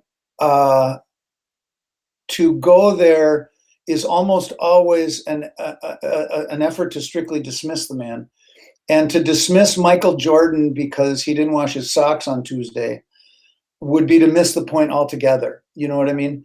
And so I think you're right. I think maybe not personally analyzing your heroes is a good idea. You know, I have heroes in the NFL. My father was a friend of Walter Payton's, so you might know the name Walter Payton. Oh, yeah. And I don't need to analyze Walter's personal life. Right. I don't need to. I watched his body of work. You know, Guru Asano is like that. You watch Mhm. his body of work and what he has left people. Okay, so you don't like some of it. He's still. If we were in a restaurant business, um, he's the greatest chef in the history of culinary arts. And okay, so you don't like a couple of his dishes. No problem. You don't have to eat those. Take what you like. There's a lot there. If somebody wants to, you know, the evolution of this thing is really interesting to watch. Eric Paulson was sitting on the mat one day, and I love Eric. And he took a break, which was nice because he was hurting me, which seems to be a hobby for Eric. And the guy said, you know, will you define what MMA is? And he goes, he's in the middle of work and he looks up, he goes, it's JKD. So he goes like that, and then he's cranking my arm back and whatever. But we were taught that sparring or contact was the JKD laboratory, right? It's a laboratory. It's not the be all and end all. It's not the art. This is where some people misunderstand the sparring realm. You need a little sparring if you're willing to do it. If you're willing to do it, if you're capable of doing it. And then the logical outgrowth of that was, well, let's make this a competition. Okay, well, once we made this a competition, let's keep adding elements, and they did, until people start getting hurt. Then, okay, wait a minute, we need to back this off a little bit because we're killing each other, so let's make some rules. Now you've got a sport, whatever you call it, you know, whether it's vale tudo or, you know, the Brazilian said vale tudo is the ultimate fighting. That's where that phrase came from, ultimate fighting. It wasn't. You know, there's no weapons. There's no, Right. you know, when you think about it, just say, okay, well, let's throw two swords in there and see how this goes. You know, and even that premise is flawed because you say, okay, well, there's still only two combatants in the ring. Let's give everybody swords and see how this goes. And so the what I treasure about the art of Kali, from day one, they are trying to prepare you for a much broader spectrum of martial art possibilities than what the average student is getting right now. We're real good in martial art. We're real good with a single opponent in a well-lit padded area with a referee. We do that great. Now, this idea of multiple opponents has all but gone away. This idea of asymmetrical weaponry and warfare. I've got a knife, you don't. I've got a bottle, you don't. I've got a stick, maybe you have a staff, whatever. All of that stuff is integral to your collie training all the way through. The martial art world right now is skipping it. They're just skipping it and going right to contact and not taking anything away, by the way. Again, I respect competitors. Larry Hartzell said it. Anybody who's willing to put their ass on the line and step through those ropes deserves respect. And today it's a cage, today whatever, so, and they're great athletes. I think we could do better creating good individuals, Well, yeah. decent people. Yeah, Adron tried last time he was here in Miami, which I think was 2019. He said something like that to me. He goes, "Well, there are more individuals out there that will benefit from Muay Thai training than trying to train fighters. Yeah. There's less fighters than people who need Muay Thai training." Yeah. So I'm not saying like you said, no reason, nothing against people who focus on training fighters, but no, that's their vehicle. That's a small group in comparison to the amount of people who could benefit from the training. Yeah. Yeah. Right. Well, and what you just hit on is something, I know we're going to get to a close here, but what you just hit on, I don't have anywhere to go. The core of this. How can we benefit the population around us, and how can we benefit the world in general? So I had a chance to spend some time with this guy. There's a old motivational speaker, Anthony Robbins, and I had a chance to spend some time with this guy. And he asked me, he said, "Rick, I want you to write down your grandest statement about what you do." And I literally took the pen and I went, wait a minute, what Guru has given us, I said, we can change the world. We can actually change the world for the better. We've been given that. And I know I've been criticized for saying things like this, but I watch what Dan Inosanto has done, and he's left a positive trail. So, I'm going to get all teary, but he's left a positive trail everywhere he went.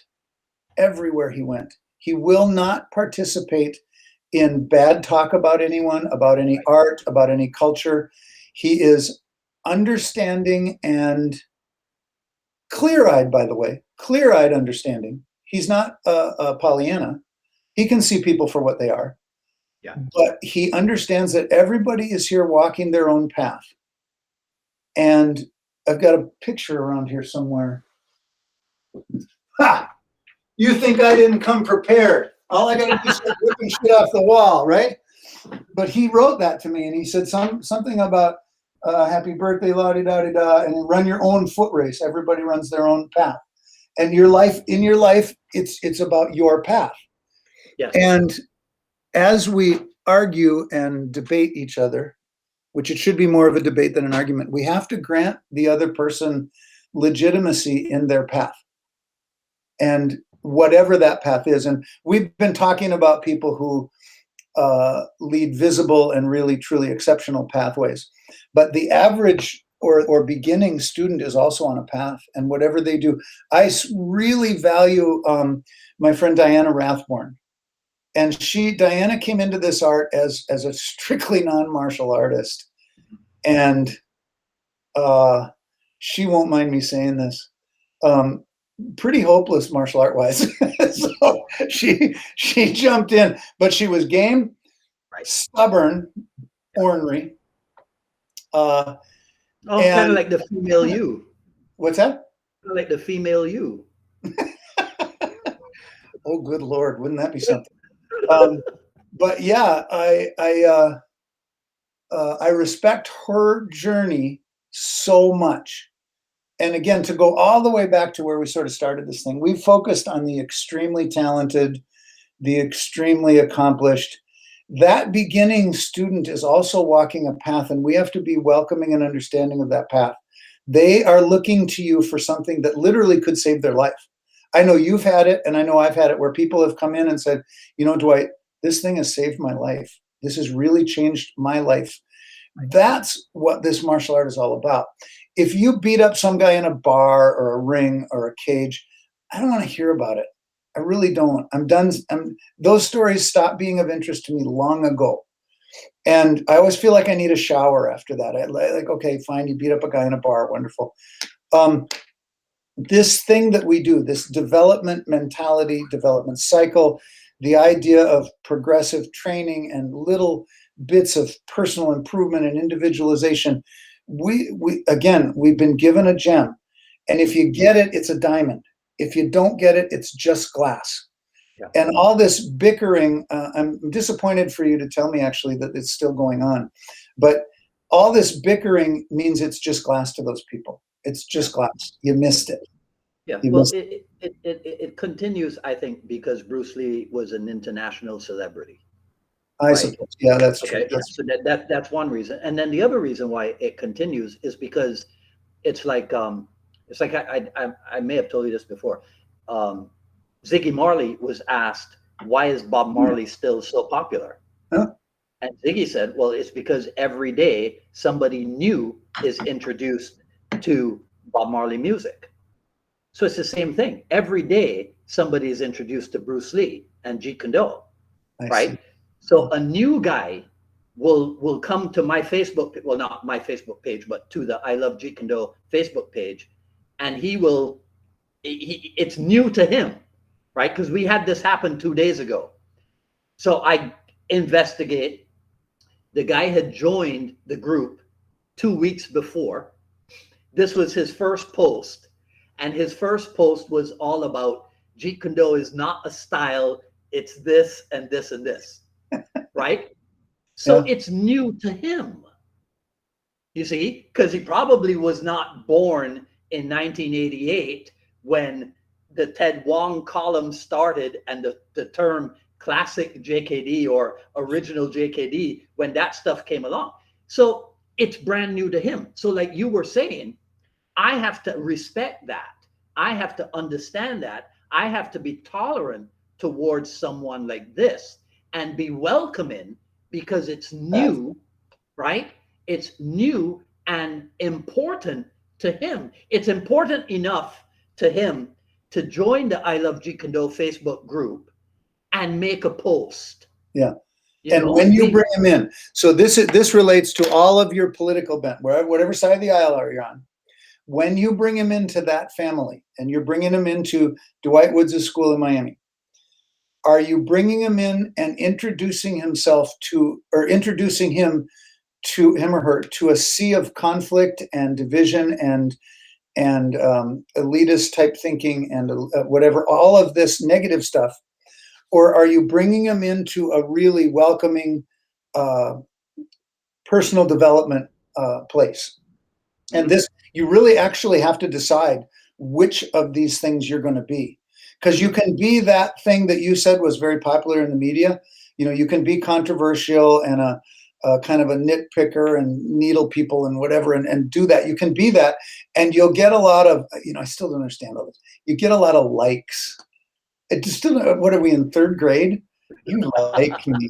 Oh, gee. Why don't you put a note in my locker? Gee. Yeah. It's childish. But it is childish. Little kids do this stuff. But you can be that, or we can design our schools, our mentality, our training, our understanding to be welcoming and understanding of their journey. Where are they? Yeah. And I'll tell you something that this may or may not surprise some people. I've just recently, I better couch this a little bit. I've just recently volunteered to be a self-defense instructor for a very alternative community. And these are people who need my help because they're picked on. In society, they look different, they act different. And They're trying to change something in their lives. They're going through a personal struggle, and they look different, so they're picked on. Anybody who's different gets picked on. So, I just said, look, I think I can help you guys.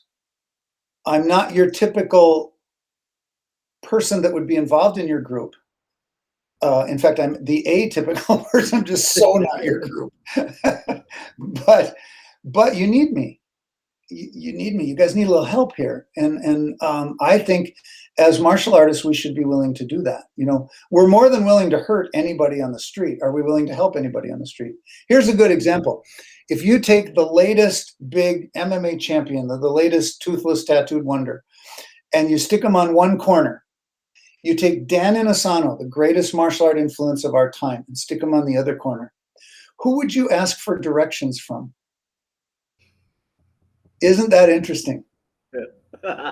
I really dwell on that. I thought, wow, that is, because Guru is open. You know what? He used to drive me nuts. When I was in the protective business and mindset, I was very protective of Dan. And it drove me crazy that people would walk right up to him at seminars. And I'd jump in front of them, you know, and I'd like, okay, wait a minute, wait, what can I help you? And I had a rule with my guys. There's a rule in Minnesota. Nobody touches Dan Inosanto. Mm-hmm. And so there's a rule here. Everybody knows it. And they make a little thing. So when the guy comes up and says, show me this Paksao, they jump in front and say, you know what, could you just show it on me? And so it's a thing. Sorry, I lost my point now. There you go. No, that's okay. You know, there are people who will say, will hear that story and they'll go, well, that's kind of going overboard, right? But there are people who are not aware that I think it was in 1989 that his first trip to New York was because of threats from some nut job in that area. And so, you know, Bert Richardson and I, well, we would go to the bathroom with him when he went to the bathroom. Yeah. You know what I mean?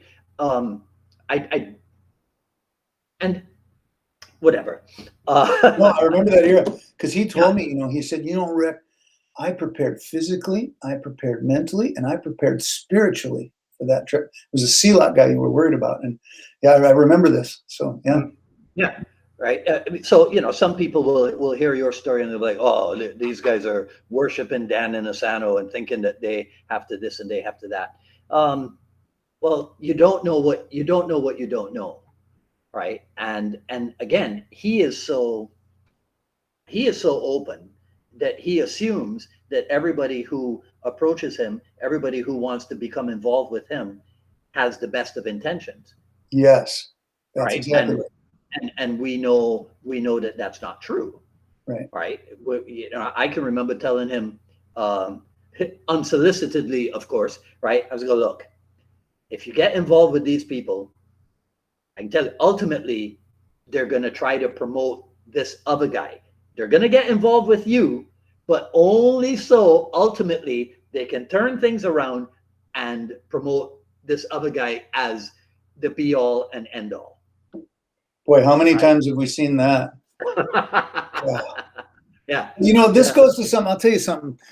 You know, we all have these t-shirts. Oh, I just have MKG, but usually we have more stuff on our t-shirts. Mm-hmm. And I would ask people to really soul search and ask yourself, are you giving credit where credit is due? Or are you enhancing your reputation by putting other people's reputations on your shirt? Do you know what I mean? Are you gaining notoriety by piggybacking on other people's efforts? Right. Or are you actually just giving credit to those people for what they've given you and that kind of thing? I don't know the answer for anybody, by the way. Right. But answer that question honestly. Yeah. If people are, all of you guys, whoever's listening, answer that question honestly. If you've got Master Chai's logo or somebody else, are you doing it to give him credit, or are you doing it to boost yourself? And then one or the other answer will tell you to do it or not do it. This is why I'm in love with you. In a strictly platonic way. Right. I have never considered that. I have never thought of it in those, because on the surface, the two designs are identical, right? The intention and the purpose behind it can be completely different. But on the surface, here's, here's a design with all these different things on it. I've never thought of it that way. And I love it. I'm a guy, the more martial arts crap you put on a t-shirt, the better off I am. You know, it's like, and if you have violence on there, if there's guys, I'll tell you what my favorite t-shirt was. And people have asked this because there's a little thread going around about old t-shirts. My personal favorite t-shirt was the Inasano Jeet Kune t-shirt. And I remember calling, I think I can say this on here. I called Paula Inasano, and I don't think she was Paula Inasano at that time yet. Oh yeah, maybe she was. She was. Anyways, and I think the world of Paula. She is just. If those of you who've not dealt with her, I like Paula a lot. She lays down the law a lot, but she's also very wonderful, kind, loving spirit. Anyways, so I called her and I said, Paula, this is what I'm doing. I've got it right in front of me. It says Inasano Jeet Kune. I've got listed the arts that I know of that the Inasano Academy is involved in. I've got their logos here. I've had somebody else do the artwork. And I said, can I do this Inasano Jeet Kune? She said, well, officially, no. Unofficially, I want one. Because let's face it, that's what this is. Did you meet Bruce Lee? No, right. Me neither. Exactly. So what I've been given is an art form.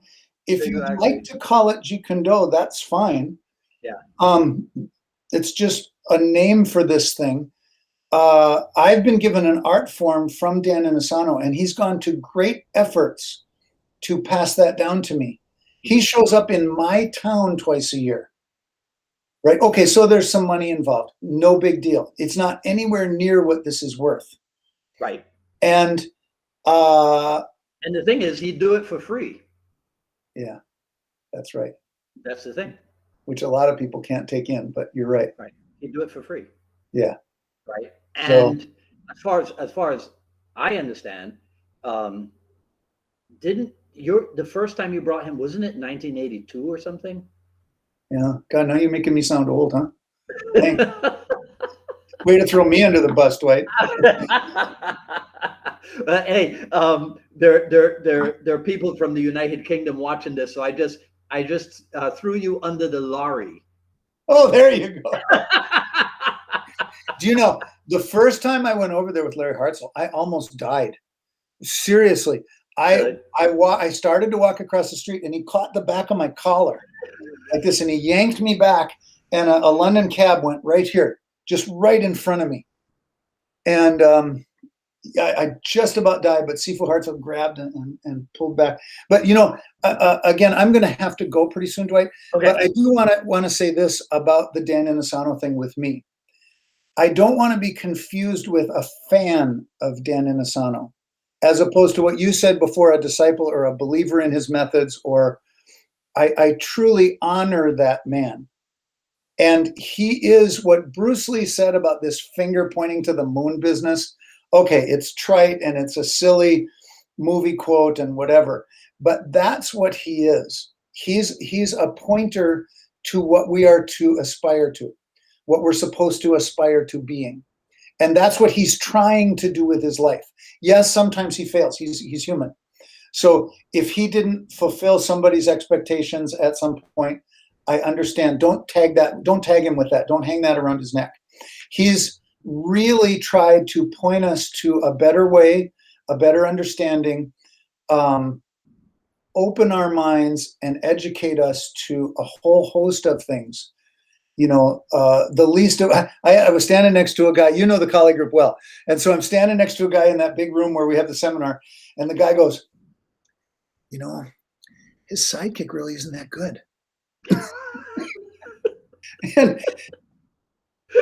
I looked over and I went, did you just tell me how Gordie Howe laces up his skates? Because The comment was so ridiculous. I don't even remember what girl, because he yanked me up to demo right after that, and I missed it. I'm like, oh, sorry, I was still laughing at this idiot. But I do want to say that I hope, and you're certainly doing it. I hope we are furthering his legacy and doing his legacy an honor by what we're doing day to day.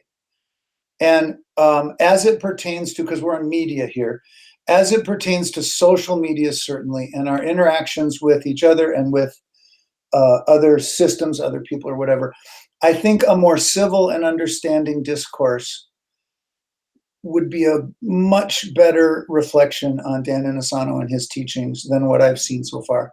This last, especially our last political cycle in this country, because I know we have international people, unleashed real hate in this country, and hate in the name of all kinds of reasons that weren't true, and all whatever it was. It's not worth arguing anymore.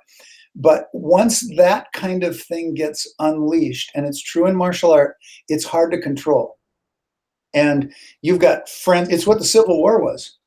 You've got brothers killing brothers, literally family upon family. Yeah. And we don't need that in this. We were taught and cultured to be not that. Right. And the open-mindedness, the things that Guru has embodied. You know, I am a Christian person by faith, and I've told Mr. Inosanto many times that he's the embodiment of the faith that I would like to live. And that's the way we're supposed to be as Christian people. And whether you're that or not doesn't matter. That's for me. Yep. But it's true with JKD. He is the embodiment of Jeet Kune. So whether he adheres to your definition of a list or you know, he's not the same model of Mustang that you like, you know. So you like the 66 Mustang, and I say, no, it was the 79 Mustang, which actually sucked, by the way. But, you know, whether that, he's still the guy that invented the Mustang. And anyway, so the credit here obviously goes to him and his teachings, and then to all of you guys. You know, our generation was involved in the art. This is my perception. Our generation was involved in the art, and what you've done with the art personally is amazing. I mean, what they walk in there and they have, what's true of you is what Mr. Inosanto said on that interview when the guy says, how good are you?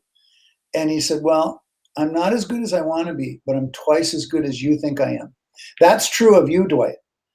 And whoever's walking into your school, you know, they're wondering, you know, they're wondering, how good is this guy? I've seen how good you are. And they over time will get a handle on that. Over time, they'll go, wait a minute. There's more to this guy than I thought. He's not just a goofy guy with dreads and a sense of humor. He's actually, you know, but so I think maybe we can leave it there. And because I'm actually going to have to go. And I just really thank you for doing this format. This is a wonderful one. What a contribution you've made. So. Well, it's my pleasure, and it's easy to do when I got people like you that I can turn to. You know, it's the sense of humor. Oh, next time, can we just play country music in the background? Yeah, come on. Next time, how about we focus on percussive music? Right. Look at that. That's you see that one, right? Yeah. Now, you know, I'll give you a funny about country music if you're interested. During my divorce, a really bad time in my life, I had to stay in Diana's basement for a place to sleep. And she comes down one time, she's got her hands on her hips, and she's looking at me, and she goes, okay, you can have your beer and you can have your country music, but you can't have them together. I love Di. Yeah, she's great. Oh my God. All right. You know, and hey. So I just like to say thank you to everybody, whoever watches this. And, you know, I've been blessed, Dwight. So many people have supported, and I mean, the list would go on and on and on and on and on. And you're one of them with this thing. I have been blessed with wonderful people in my life. And I think this thing going forward, you know, 10 years from now, we're going to talk about the amazing things the JKD family is doing in the world. And it's going to be a fun ride. It's going to be a fun ride. I'm going to continue to do whatever I can to put it out there. And be decent about it, because Okay. that's the only Well, way. I promise I'm going to go try this Marley thing, but I'm not making any commitments. Okay. I got to go, Dwight. All right, man. Good talking to you. You take care. Love you, man. Bye. All right. Love you back. All right. Maybe now you can see why he's absolutely one of my favorite Jeet Kune seniors. So that was episode 195 with Rick Faye of MKG Seattle. I'm sorry, I got Andy Wilson on the brain of MKG in headquarters in Minnesota. MKG International, that is, right?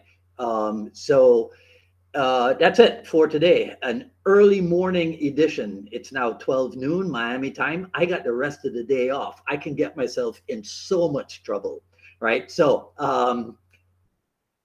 I didn't ask Rick who he thought I should invite on the program, but we'll get to that. All right, so feel free, share, like, comment, ask questions if you want. I'll review everything after posting. Follow me on Twitter at Dwight Woods, and on Instagram at Dwight D Woods. Next Friday, probably normal 6 p.m. Eastern time, episode number 196 with Tony Blauer of Blauer Spear and Blauer Tactical. So I'll see some of you then, but hopefully I'll see some of you on Wednesday when we do another issue of the I Love Jeet Kune Do broadcast. Until then, whatever it is that you're doing, you guys take care, be safe, enjoy your weekend. See you on the next episode. Take care.